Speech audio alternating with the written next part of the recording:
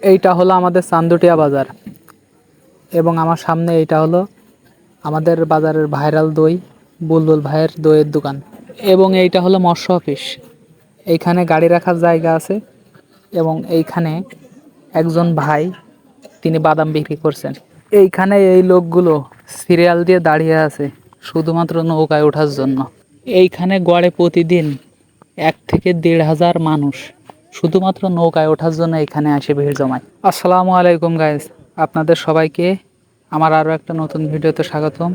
নানা রকম ব্যস্ততার কারণে এখন চান্দুটিয়া বাজারে তেমন একটা আসা হয় না, কিন্তু আজকে এসে দেখলাম মাথা ঘুরে যাওয়ার মতন একটা অবস্থা। এইখানে মানুষ এসে নৌকায় ওঠার জন্য সিরিয়াল দিচ্ছে। এত পরিমাণ লোকের চাপ। এইখানে 20 থেকে 25টা নৌকা প্রতিদিন এইখানে আসা লোকদের ঘোরাচ্ছে, তারপরও সিরিয়াল দিতে হচ্ছে, এমন একটা অবস্থা। আর তারপরও আমাদের বাওড়ে এইখানে এখন বর্তমানে মাছ মারার একটা টিকিট চলছে, যার কারণে নৌকার সংখ্যা একটু কম। একটা মাছ ধরার টিকিটের মূল্য 1500 থেকে 2000 টাকা।